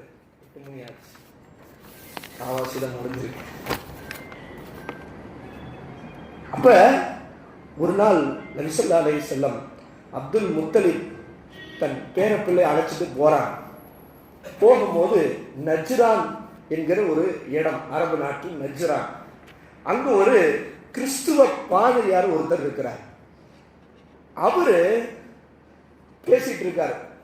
அப்துல் முத்தலிப்ல இஸ்மாயில் அலைஹிஸ்ஸலாத்துடைய சந்ததியில ஒரு நபி வருவாங்க, கடைசி நபி, அவங்களுக்கு இப்படி இப்படிலாம் தன்மைகள் இருக்கும்னு பேசிட்டு இருக்கும் போதே குழந்தையான நபி ஸல்லல்லாஹு அலைஹி வஸல்லம் நமக்கு இப்படி வர்றாங்க. அப்படி கிராஸ் பண்றாங்க. அந்த பாதிரியை அப்படி பார்த்து ஆச்சரியப்பட்டு போனார். அவர் என்னென்ன தன்மையெல்லாம் அந்த வேதத்தில் இருக்கிறது என்று சொன்னாரோ, பேசிக்கொண்டிருந்தாரோ, குழந்தையான முகமது அப்படி கிராஸ் பண்ணோன்னு அப்படியே கண்ணை உற்று பார்க்கிறார், காலை உற்று பார்க்கிறார், நபியின் முதுகை உற்று பார்க்கிறார். நபியின் முதுகில நபித்துவ முத்திரை இருக்கிறது. ஆச்சரியப்பட்டு சொன்னார், இது உங்க மகனான்னு கேட்டார். ஆமா, இது என் மகனா? இல்லையே, உங்க மகனா இருக்க வாய்ப்பு இல்லையே, இவர் மகனா இருக்க வாய்ப்பு இல்லையே, இவங்க அத்தா மௌத்தா இருக்கிறாங்க, உயிரோடு இருக்க வாய்ப்பு இல்லையே, இவர் என் பேரர், என் மகனுடைய மகன், அவர் மரணித்து விட்டார். உண்மை, இவர் நபி, இவரை பாதுகாத்துக் கொள்ளுங்கள். யூதர்களும் கிறிஸ்துவர்களும் இவர் பிறப்பை தெரிந்து கொண்டால் இவரை கொலை செய்ய முயல்வார்கள், இவரை நீங்கள் பாதுகாத்துக் கொள்ளுங்கள் என்று அந்த கிறிஸ்துவ பாதிரியார் 6 வயதாக இருக்கிற போது அப்துல் முத்தலிபிடத்திலே நபியின் பாதுகாப்பை குறித்து அன்றைக்கு அந்த கிறிஸ்துவ பாதிரியார் சொன்னார் என்றால், நபியை பற்றி முன்னாடி இருக்கிற வேதத்துல எவ்வளவு கிளியரிட்டியா சொல்லப்பட்டிருக்கின்றதை நம்ம யோசிக்கணும். அப்படியே அப்துல் முத்தலிபுடைய வளர்ப்பிலேயே வளர்றாங்க. ரொம்ப அன்பா பாசமா. எப்பெல்லாம் அப்துல் முத்தலிப் சாப்பிட போறாங்களோ கூட கூட்டு மடியில் உட்கார வச்சுக்குவாங்க. பேரவை அப்படியே என்ன செய்வாங்க, ஏன்னா அத்தாவும் இல்லை அம்மாவும் இல்லை, நம்ம தான் சாப்பாடை ஊட்டி விடுவாங்க. அன்பாக பாசமோடு வளர்த்தார்கள். ஆனால் அப்துல் முத்தலிபும் இன்னா லில்லாஹி வ இன்னா இலைஹி ராஜிஊன் மரணிக்கிறார். மரணிக்கிற போது என் பேரரை அப்துல் முத்தலிப் நபியனுடைய கூட தந்தையின் கூட பிறந்த அவரிடத்திலே ஒப்படைக்கிறார்கள். அவங்க கடுமையான ஏழை. அப்துல் முத்தலிப்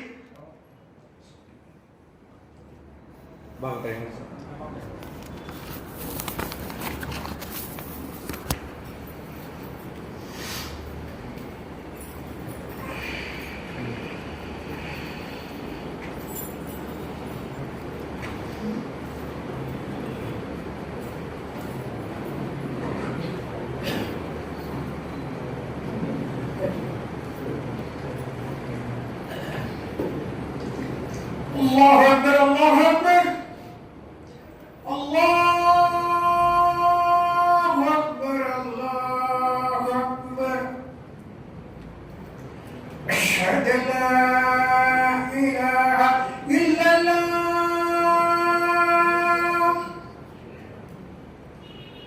أشهد أن لا إله إلا الله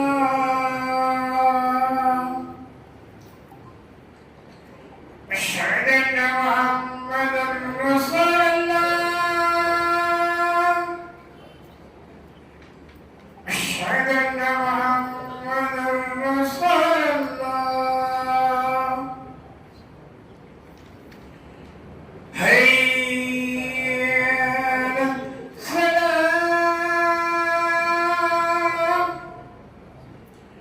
هيا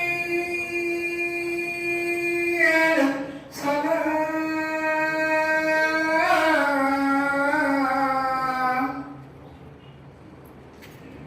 هيا على الفلاح هيا على الفلاح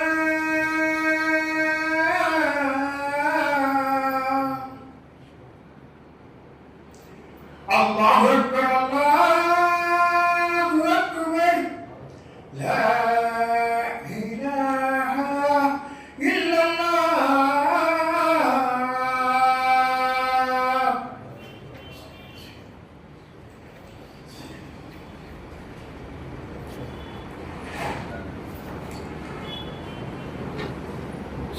ஷாக்குரை எட்டளவு நடக்கும் 8:30.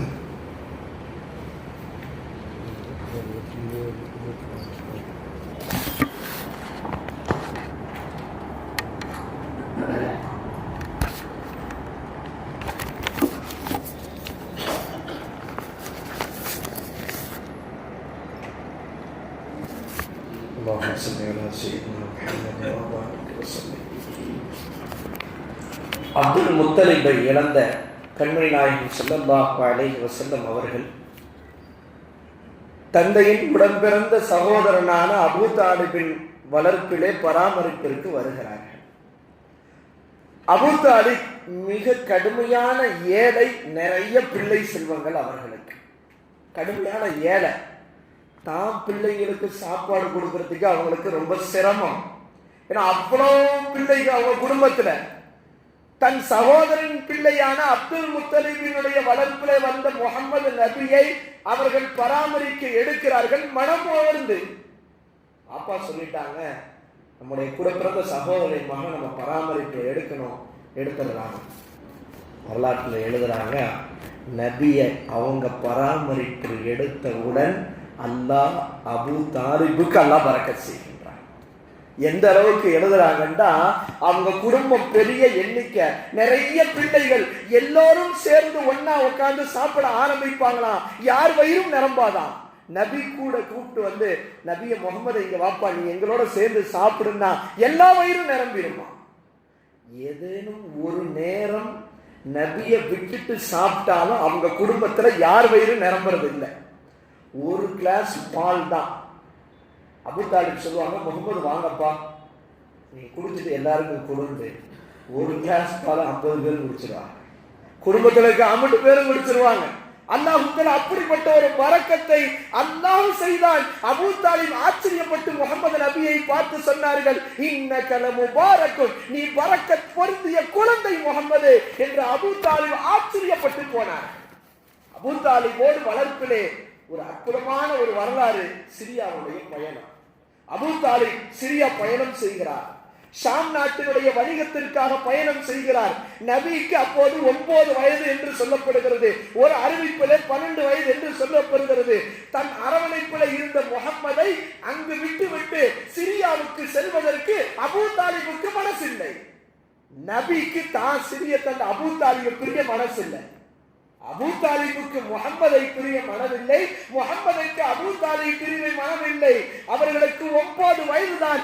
என்னோடு நீயும் பயணத்திலே வா என்று அழைத்து செல்கிறார். எல்லாம் நிறைய ஒரு பெரிய கூட்டமா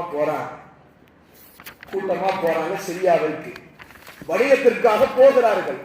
புஸ்ரா என்கிற ஒரு நகரத்தை அடைகிறார்கள். அங்கு ஒரு கிறிஸ்துவ துறவி இருக்கிறார். அவர் பெயர் பஹீரா.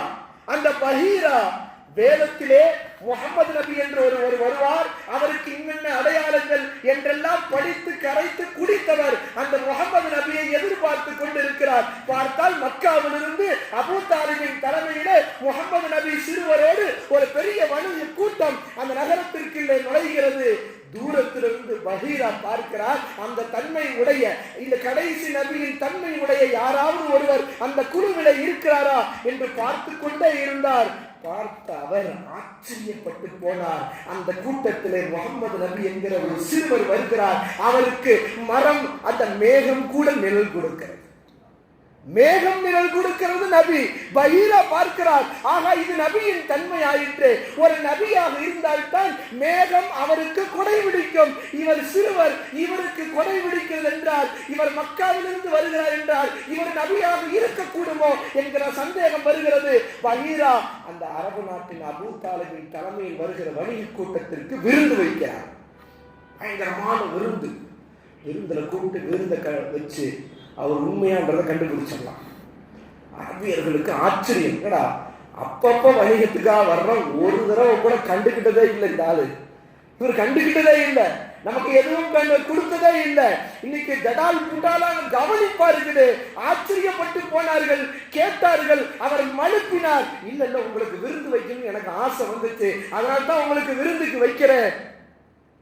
இவங்க என்ன செஞ்சாங்க, அவங்க பொருளெல்லாம் ஒரு இடத்துல வச்சுட்டு சின்ன பிள்ளை முகம்மதை அங்கே வச்சுட்டு வந்தாங்க. நீங்க வந்து பார்த்துக்கோப்பா, நாங்கள் போய் விருந்தை முடிச்சுட்டு வந்துடுறோம்.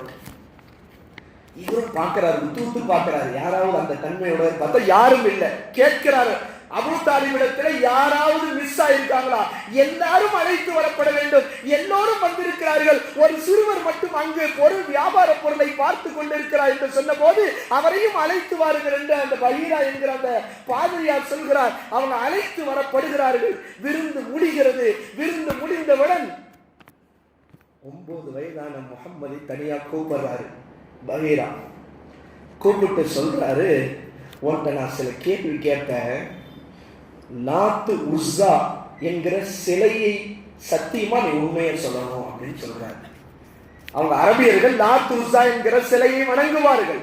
அந்த சிலைகளின் மீது சத்தியமாக நீ உண்மையை சொல்ல வேண்டும் என்று முகமது நபியிடத்திலே 9 வயதான முகமது நபியிடத்திலே கேட்ட போது நபி திருப்பி 9 வயது சிறுவராயிருந்த நபி சொன்னாங்க, சத்தியமா சொல்ற, அந்த சிலைகளை நான் வெறுக்கிறேன். அதன் பெயரால் கேட்டால் எதையும் சொல்ல மாட்டேன். அல்லாஹ்வின் பெயரால் கேளுங்கள், நான் சொல்வேன் என்கிறார்.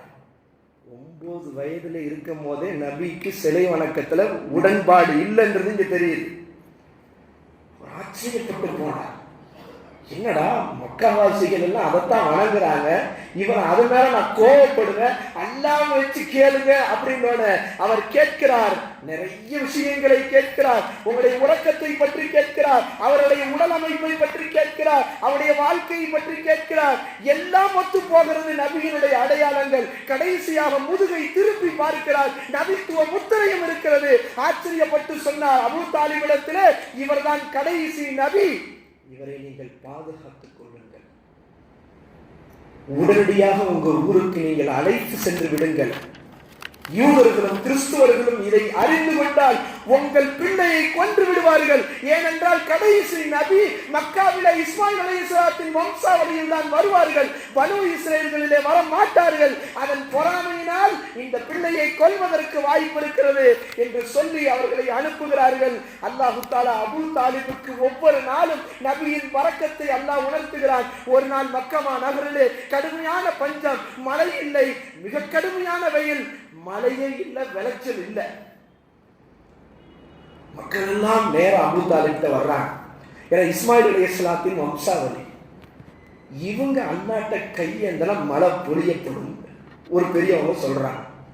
சிலைகளை மையமாக வைத்து நாம் அல்லாஹ்விடத்திலே நாம் மலையை கேட்போம் என்று சொன்ன போது ஒரு வயதானவர் சொன்னார், இஸ்மாயில் நபியின் வம்சாவளி இருக்கிற போது அவர்களிடத்திலே போய் நாம் அல்லாஹ்விடத்திலே கையேந்த சொல்லாமல் நாம் சிலைகளிடத்திலே போய் கேட்பதா என்று ஒரு பெரியவங்க சொன்னாங்க. மக்காவில் இருக்கிற அத்தனை பேரும் அபூ தாலிபின் வீட்டின் வாசலிலே வந்து கேட்கிறார்கள், நீங்கள் அல்லாஹ்விடத்திலே கேட்க வேண்டும், மலை பொழிய வேண்டும். அபூ தாலிப் என்ன செஞ்சாங்க? முஹம்மது நபியை தாங்க அப்படி முதுகு மேலே அப்படி போட்டுக்கிட்டு அவங்க அப்படி பிடிச்சிக்கிட்டாங்க. காபாவுக்கு போறாங்க. காபாவுடைய அந்த அந்த அந்த சுவற்றிலே அப்படி நெருங்கி விட்டு, யா அல்லாஹ், இந்த குழந்தையின் பரக்கத்தால் நீ மழை பொழிய செய்வாயாக என்று துஆ செய்கிறார்கள். வரலாற்றில் எழுதப்படுகிறது. மழை பொழிகிறது, மிக நல்ல மழை, ஆறுகள் ஏரிகள் எல்லாம் ஓடுகிறது, விவசாயம் செழிக்கிறது. இதை பார்த்து ஆச்சரியப்பட்ட அபூ தாலிப் சொன்னார், இந்த குழந்தை எப்படிப்பட்ட குழந்தை தெரியுமா? இதன் முகத்தால் அல்லாஹ்விடத்திலே மழையை கேட்டால் அல்லாஹ் மழை பொழிய செய்வார். அனாதைகளுக்கு அடைக்கலம் இவர்கள். கணவன் இறந்த விதவைகளுக்கு பாதுகாப்பு இவர்கள் என்று அபூ தாலிப் புகழ்ந்து படிக்கிற அந்த பைத்தை நாம் கிதாபுகளை பார்க்கிறோம். அந்த சின்ன வயசுலயே வீட்டில் நிறைய குழந்தைங்க, ஒரு ஸ்நாக்ஸ் வந்துச்சுன்னா நம்ம வீட்டில் என்ன அடிச்சு பிரிச்சுருவாங்க. அந்த ஸ்நாக்ஸ் யாருக்குன்றதுல பெரிய சண்டை. நம்ம மல்சாக்கள் என்ன ஸ்நாக்ஸ் சண்டை இருக்கும், பெரிய சண்டையா இருக்கும்.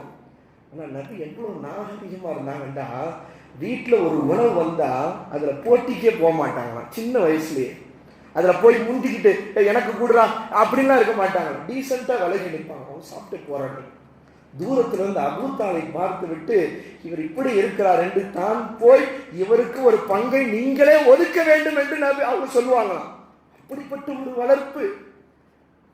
என்ன சொல்றாங்க, நபி சின்ன வயசுலயே இன்னைக்கெல்லாம் நம்ம பிள்ளைங்களாம் பசி வந்துட்டா பேய் ஆயிடுவாங்க. மா பசிக்குதுமா, ஸ்கூல்ல இருந்து வந்தோன்னா பசிக்குது, ஒரு பிஸ்கெட்டு. இன்னைக்கெல்லாம் மதரசாக்கள்ல ஒரு மாணவரை சேர்த்துட்டு படுற பாடு இருக்கு. அந்த உஸ்தாத்மார்கள் எல்லாம் ஸ்நாக்ஸ்லயே வாழ்றான். ஸ்நாக்ஸ்லயே வாழ்ந்து பழகிட்டு ஒரு கல்லூரியில கொண்டு வந்து ஒப்படைச்சா, அசத் என் பையன் சாப்பிட மாட்டான் சார், ஸ்நாக்ஸ் மட்டும் நல்லா சாப்பிடுவான். வார வாரம் பெட்டியை அனுப்புறாங்க வீட்டுல இருந்து, கொரியர் ஸ்நாக்ஸ் பெட்டி. சில நேரங்கள்ல அந்த கொரியர் ஆபீஸ்ல உடைச்சிடுறாங்க. அசத் ஸ்நாக்ஸ் அமைச்ச கொரியர் ஆபீஸ்ல உடைச்சிட்டாங்கன்னு. ஆனா நபி அன்றைய அந்த சின்ன வயசுல அவங்கள்ட்ட இருந்த பருவம் என்ன தெரியுமா? சாப்பாட்டுக்காக யார்ட்டையும் கேட்க மாட்டாங்க, பசிக்குதுன்னு சொல்ல மாட்டாங்களாம். சின்ன வயசுலயும் சரி பெரிய வயசுலயும் சரி அவங்கள்ட்ட இருந்த குணம், எனக்கு பசிக்குது, இங்க சாப்பாடு கொடுங்க என்று முறையிட அல்லாஹ்விடத்திலே தவிர வேறு யாரிடத்திலேயும் முறைய மாட்டார்கள் என்ற பக்குவம் நபிக்கு அந்த நேரத்திலேயே இருந்துச்சு. ஒரே ஒரு செய்தியோடு இன்ஷா அல்லாஹ் நான் முடித்து விட்டால் சரியாக இருக்கும் என்று நினைக்கிறேன். நபி ஸல்லல்லாஹு அலைஹி வஸல்லம் அல்லாஹ் சின்ன வயசுலேயே ஆடு மேய்க்க விட்டான்.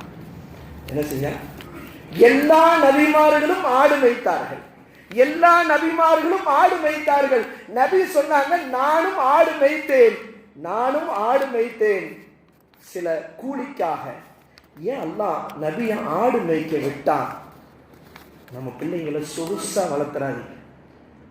அல்லாஹ் ஆதம் அலைஹிஸ்ஸலாம் படைக்கப்படுவதற்கு முன்னதாகவே இவங்க தான் கடைசி நபின்னு அல்லாஹ் தீர்மானிச்சிருந்தும் கூட தன் நபி அல்லாஹ் சொகுசா வளர்க்கல, அப்படியே ஜம்முண்டு அப்படி வளர்க்கல. அல்லாஹ் ட்ரைனிங் கொடுத்தான்.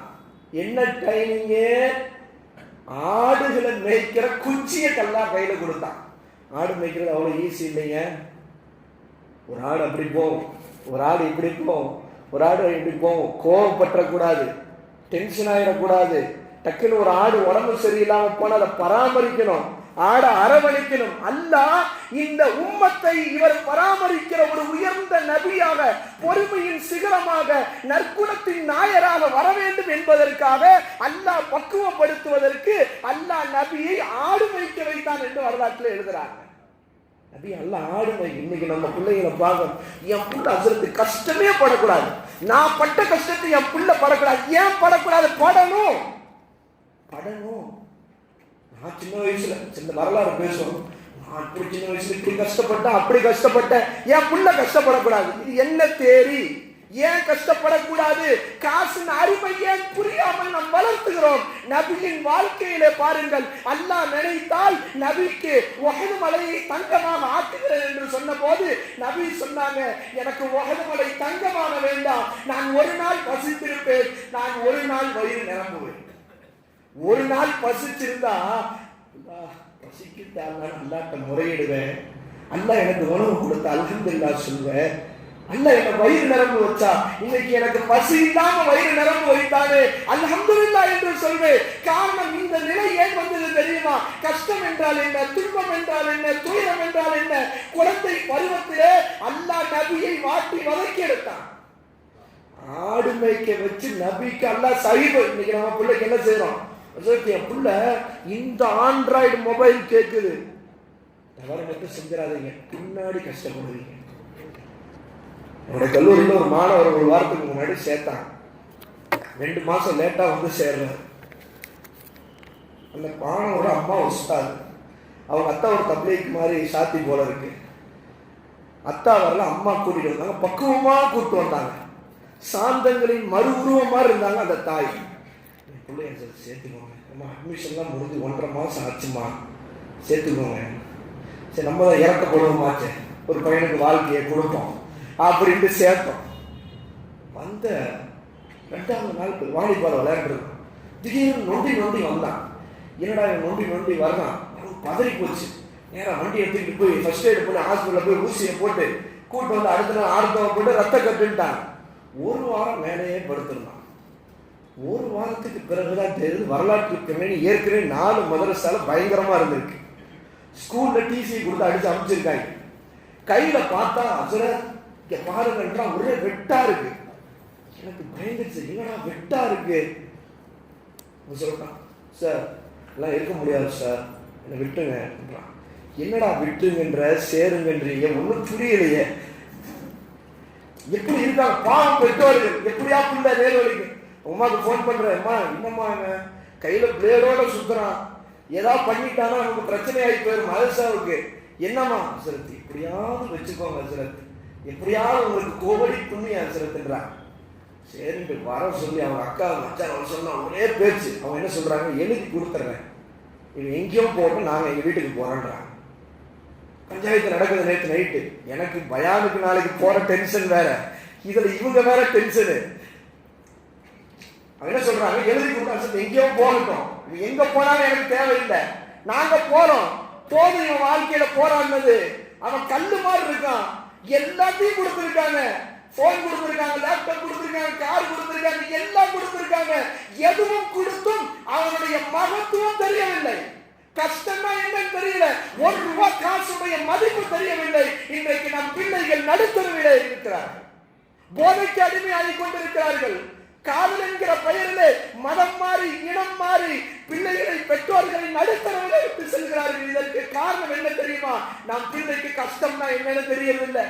பசிக்கிறதுக்கு முன்னாடியே ஸ்நாக்ஸ் வாங்கி கொடுத்துடணும், பப்ஸை வாங்கி கொடுத்துடணும், ஃப்ரைட் ரைஸ் வாங்கி கொடுத்துடணும், கிரில்ல வாங்கி கொடுத்துடணும், அல்ஃபம் வாங்கி கொடுத்துடணும். எல்லாத்தையும் வாங்கி திணிச்சா அவன் எப்படி அதனுடைய மகத்துவம் தெரிவான்? ஒரு கட்டத்தில் அதை வாங்கி கொடுத்த அத்தாவின் மதிப்பு அவனுக்கு தெரியாம போயிடும், கொள்ளுமே அனாதை இடத்துல இருக்கலாம். அதை வாங்கி கொடுக்கறதுக்கு காரணமா ரெக்கமெண்டேஷன் பண்ணாங்களா அம்மா, அந்த அம்மாவின் மதிப்பு தெரியாது. டெய்லி நாங்க பாக்குறோம் மனுஷன் இடத்துல. ஒரு போன வாரம் அப்படித்தான். எதுக்கு சொல்றேன்னா, இதெல்லாம் நீங்க தெரிந்து கொள்ளணும். இதனுடைய செய்தி என்னவென்றால், மதிப்பு தெரியாது. ஒருத்தெல்லாம் வந்தான், லீவுன்னு பார்க்க வந்தவங்க, லீவுக்கு போனான்னு ஆட்டம், உடைக்கிறான், இங்க உடைக்கிறான், அங்க உடைக்கிறான். நானும் பொறுமையா இருந்த மதுரைக்கு பலாறு நாள் விட்டேன். ஏண்டா அவன் சொல்றான், பிச்சை எடுத்தால் வருவோமா அப்படின்றான் அம்மாவை பார்த்து. பாருங்க, எதற்கு சொல்ல வருகிறோம் என்றால், அல்லாஹ் நபியை சொகுசா குழந்தை பருவத்திலே வளர்க்கவில்லை, சிறுபிராயத்திலே வளர்க்கவில்லை. நினைத்திருந்தால் நபிய குழந்தை பருவத்திலே ராஜா மாதிரி வச்சிருந்திருக்கலாம். அவருக்கு எந்த கஷ்டமும் இல்லாமல் அல்லாஹ் வளர்த்திருக்கலாம். அப்படி கோட்டையிலும் அவர்களுடைய மிகப்பெரிய நிலைமையில வைத்திருக்கிறான். குந்து நபியன் ஆதம் பைனல் மாய்வத்தி, ஆதம் மண்ணுக்கும் தண்ணிக்கும் மத்தியில இருக்கிற போது நான் நபியாக இருந்தேன் என்று சொன்னார்களே, இந்த நபியின் ஷபாத் இல்லை என்றால் நபிமார்களே நாளைக்கு மறுமையிலே அவர்கள் தடுமாறி இருக்கிற அப்படிப்பட்ட நபிய அல்லாஹ் தஆலா சிறு பிராயத்திலே போட்டு வாட்டி வதக்கி கஷ்டப்படுத்தி சிரமப்படுத்தி இந்த உம்மத்தை வழிநடத்துவதற்கான, அதனால தான் நபி சொன்னாங்க, உலகத்துல என்ன மாதிரி கஷ்டப்படுத்தப்பட்டவங்க யாரும் கிடையாது, என்ன மாதிரி கஷ்டப்பட்டவங்க யாரும் கிடையாது, என்ன மாதிரி சிரமப்பட்டவங்க யாரும் கிடையாது. அதனால தான் அல்லாஹ் அந்த கஷ்டத்துக்கும் சிரமத்திற்கு தான் உலகத்தினுடைய மிகப்பெரிய அதிபதியை அல்லாஹ் ஆக்கினான். நாளை மறுமையிலே நபி நமக்காக அல்லாஹ்வின் முன்னிலையிலே சஜிதாவிலே இருந்து என் உம்மத்து யா அல்லாஹ், என் உம்மத்து யா அல்லாஹ், இவர்கள் சுவனம் போகாமல் நான் சுவனம் போக மாட்டேன் என்று நபி கண்ணீர் வடிக்கிற போது நபியை பார்த்து அல்லாஹ் சொல்வார், நபியை ஈர்பா ராசக்கு யா முஹம்மத், முகம்மதை உங்கள் தலையை உயர்த்துங்கள், நீங்கள் யாருக்கு பரிந்துரை செய்கிறீர்களோ உங்கள் பரிந்துரை ஏற்றுக்கொள்ளப்படும், யாரின் உள்ளத்திலே கடுகளவு ஈமான் இருக்கிறதோ அவர்களை நீங்கள் சோனத்திற்கு அழைத்து செல்லுங்கள் என்று அல்லாஹ் சொல்வான் என்றால், இப்படிப்பட்ட நபி அல்லாஹ் நமக்கு தந்திருக்கிறான். எனவே நாம் நபியின் குழந்தை பருவங்களின் மூலமாக நாம் பெற வேண்டிய படிப்பனை, நம் பிள்ளைகளை, நம் குழந்தை பருவத்தில் இருக்கிற பிள்ளைகளை சொகுசோடு, ஆண்ட்ராய்டோடு, ஆப்பிள் மொபைலோடு, கேட்கிற பைக்குகளை, கேட்கிற ஸ்நாக்ஸுகளை, கேட்கிற ஒரு சொகுசான வாழ்க்கையை நீங்கள் கொடுக்காதீர்கள். அவர்களை சிரமப்படுத்துங்கள். காசுடைய அருமை என்று புரிய வையுங்கள். சிரமம் என்றால் என்னவென்று புரிய வையுங்கள். உனக்கு மேலே இருப்பவனை பார்க்காதே, ரோட்டிலே சாப்பாடு இல்லாமல் ரோட்டிலே இருப்பவனை பாரு என்று புரிய வையுங்கள். இன்ஷா அல்லாஹ் நம்ம பிள்ளைங்க நாளைக்கு நமக்கு துவா செய்யற பிள்ளைங்களா இருக்கும்.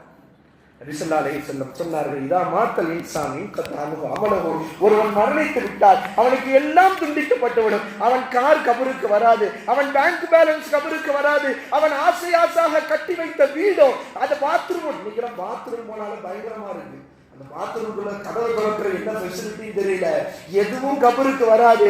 நபி சொன்னாங்க, சதகத்துன் ஜாரியா, நிரந்தர தர்மம், அது பள்ளியோ மதரசாவோ அல்லது தண்ணீரோ, எது நிரந்தர தர்மம் அவன் மரணித்த பிறகு கபருக்கு வரும். அவன் பிறருக்கு கற்றுக் கொடுத்த கல்வியின் பலன் கபருக்கு வரும்.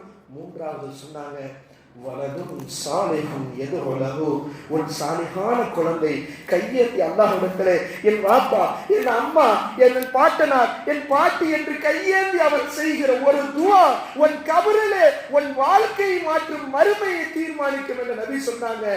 அப்படிப்பட்ட சாலிஹான சந்ததிகளை நபியை போன்று அல்லாஹ் நபியை எப்படி வளர்க்கணும்ன்றதுக்கு நமக்கு காட்டியிருக்கான். அவ்வளவுதான். ஏய், நானே என் நபி எப்படி வளர்த்திருக்கேன், ஒழுங்கா அவன் பிள்ளைய வளரா அப்படின்றான். அதுதான் குழந்தை பருவத்தில் நாம பெறக்கூடிய படிப்பனை. நாம் எதை கேட்டோமோ அதன்படி அமல் செய்யக்கூடிய பாக்கியத்தை இந்த ரபியுல் அவல் மாதத்திலே அதிகம் அதிகம் நபியின் மீது ஸலவாத்துகளை ஓதக்கூடியவர்களாக, நபியின் வாழ்க்கையை அதை கேட்டு அதை புரிந்து நபியின் மீது இஷ்கு கொள்ளக்கூடியவர்களாக, அன்பு வைக்கக்கூடியவர்களாக நாமும் நம்முடைய சந்ததிகளையும் அல்லாஹ் ஆக்கி அருள் புரிவானாக. அல்லாஹ் கியாமத் வரைக்கும் ஐயம்பேட்டை அல்லாஹ் பரக்கத் பொருந்திய ஊராக ஆக்குவானாக. கியாமத் வரைக்கும் இது போன்ற ரபியுல் அவலிலே மௌலிதுகளும், எங்க மௌலுதுல ஷிர்கெல்லாம் கிடையாது. மௌலுதுன்ற வார்த்தை என்ன அர்த்தம்? பிறப்புன்னு அர்த்தம். அந்த வார்த்தையே தௌஹீத், அந்த வார்த்தையே தௌஹீத். அல்லாஹ்வுக்கு பிறப்பு இல்லை, நபிக்கு பிறப்பு இருக்கு. இந்த வார்த்தையே தௌஹீதுடைய வெளிப்பாடு இருக்கிற போல அதுல எப்படி ஷிர்க் இருக்குன்னு. அப்ப அப்படிப்பட்ட இந்த தௌஹீதுடைய அடையாளமான ரபியுல் அவலில் இது போன்ற தொடர் சொற்பொழிவுகளை நிகழ்த்தி நபியினுடைய அந்த 12வது நாள் எல்லாரும் கூடாது சேர்ந்து ஏழை எளிய எல்லாரும் ஒன்றாக உணவருந்தி ஒரு சந்தோஷத்தை, மகிழ்ச்சியை எங்களுக்கு அல்லாஹ் கொடுத்த நபியை நினைவூர்ந்து ஸலவாத் சொல்லக்கூடிய நன்மக்களாக அல்லாஹ் நம்மை இம்மையிலும் ஆக்கி நாளை மறுமையிலே நபியோடு அல்லாஹ் உயர்ந்த ஜன்னத்துல் ஃபிர்தௌஸ் என்கிற சுவனத்திலே அல்லாஹ் நம்மையும் நம்முடைய குடும்பத்தையும் நம்ம சொந்தங்களையும் சந்ததிகளையும் ஆக்கி கடலளவு தண்ணீர் குடித்தும் தாகம் தீராத அந்த நாளிலே நபியின் கரத்தால் ஹவுலுல் கௌசர் என்கிற தண்ணீரிலே அந்த தடாகத்திலே தண்ணீர் பருகக்கூடிய நசீபை அல்லாஹ் உங்களுக்கும் எனக்கும் தந்தருள் புரிவானாக. மரணிக்கிற வேளையிலே கடைசி நேரத்திலே கலிமா லா இலாஹ இல்லல்லாஹ் முஹம்மதுர் ரசூலுல்லாஹ் என்ற கலிமாவோடு ரூஹ் பிரிந்து நல்பெரும் பாக்கியத்தை அல்லாஹ் உங்களுக்கும் எனக்கும் நம் அனைவருக்கும் தந்தருள் புரிவானாக. வாய்ப்பளித்தமைக்கு இந்த ஜமாத்தினர்களுக்கும் இந்த பள்ளி நிர்வாகத்தினர்களுக்கும் இந்த மீலாது கமிட்டி அமைத்த அத்தனை முக்கியஸ்தர்கள் அசர்துமார்கள் ஜியாவுல் போன்ற அவர்களுக்கும் குறிப்பாக எனக்கு இந்த ஊரில் பேசுவதற்கு வாய்ப்பளித்த நம்முடைய பெரிய பள்ளி இமாம் தாரிக் ஹசரத் அவர்கள் ரொம்ப அற்புதமான இமாம். அவங்க எனக்கு கீழ் செட்டுக்கு கீழ் செட்டு செல்ல புள்ள எனக்கு ஓதுற காலத்தில் அவர் பயான் பேசும்போது என்னதான் கேட்டு பயான் பேசுவார். ரொம்ப அன்னைக்குலேருந்து இன்னைக்கு வரைக்கும் அந்த பாசம் குறையாம திடீர்னு வெளியூர் பயானுக்கு நம்ம போறது இல்லை. இந்த மதரசா டைப் ஷெடியூல் அவர் ஃபோன் பண்ணி நீங்க வரணும் கண்டிப்பா அப்படின்னு அவருடைய அன்பு கோரிக்கை. எவ்வளவு சிரமம் இருந்தாலும் போயே ஆகணும்னு அவங்க தாரிக் மோனாவுடைய அந்த ஒரு அற்புதமான அந்த பாசமும் பிரியம் தான் என்னை எடுத்து வந்து சென்றது. அவருக்கும் அல்லாஹு தஆலா ஜஸாக்குமுல்லாஹு கைரல் ஜஸா. அல்லாஹ் நம்முடைய நல்ல அமல்களையும் நல்ல நியத்துகளையும் அல்லாஹ் பொருந்திக் கொள்வானாக. அஸ்ஸலாமு அலைக்கும் வரஹ்மத்துல்லாஹி வபரகாத்துஹு.